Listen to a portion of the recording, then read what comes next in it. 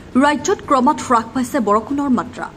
অসমৰ জলবায়ু পৰিৱৰ্তনৰ ফলত ব্যাপক প্ৰভাৱ পৰিছে কৃষি ক্ষেত্ৰত হোৱা এই পৰিৱৰ্তনে মাধমাৰ সোধাইছে খাটি খোৱা ৰাজ্যৰ একাংশ চহা কৃষকক। খৰাংসদৃশ পৰিস্থিতিৰ বাবে গ্ৰামাঞ্চলৰ কৃষকে শালি ধানৰ খেতি কৰিব নোৱাৰা সমস্যাই কৃষকৰ মাজত হাহাকাৰ পৰিস্থিতিৰ সৃষ্টি কৰিছে। ধেমাজিৰ মাছখোৱাৰ এগৰাকী সংগ্ৰামী কৃষক। বিগত ২০-২৫ বছৰে শালি ধান খেতিৰ সৈতে জড়িত হৈ আহিছে প্ৰশান্ত ঘোষ নামৰ ব্যক্তিগৰাকী। উপাৰ্জনৰ পথ হিচাপে একমাত্ৰ ধান খেতিতে নিৰ্ভৰশীল প্ৰগতিশীল কৃষক প্ৰশান্ত ঘোষ। কিন্তু চলিত বৰ্ষৰ খৰাং পৰিস্থিতিৰ বাবে ধান খেতিত যথেষ্ট লোকচানৰ সন্মুখীন হৈছে কৃষকগৰাকী।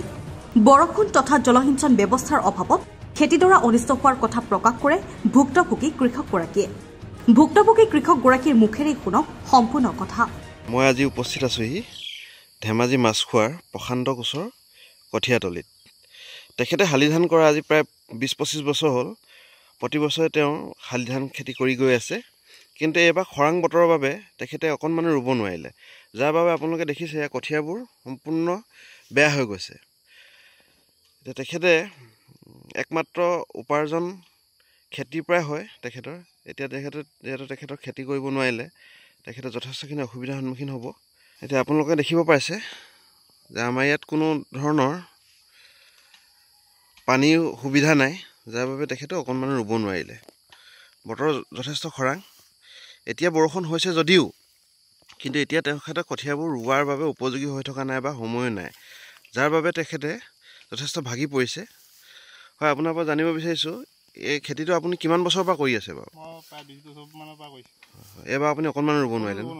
এতিয়া ৰুবলৈ দিনো নাই, পানীও নাই আৰু কঠীয়াও শুকাই গ'ল। এতিয়া আপুনি বিভাগীয় কৰ্তৃপক্ষ বা চৰকাৰক কি ক'ব বিচাৰে? কিবা এটা সহায় পালে ভাল পাম।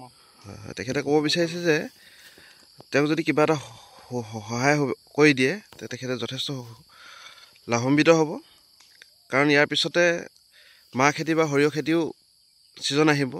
তাৰ বাবেও যদি তেখেতক কিবা সহায় কৰি দিয়ে বা তেখেতক যদি বীজ যোগান দিয়ে বা সাৰৰ যোগান দিয়ে, তেখেতে সেই খেতি কৰিবলৈও অকণমান সুবিধা হ'ব।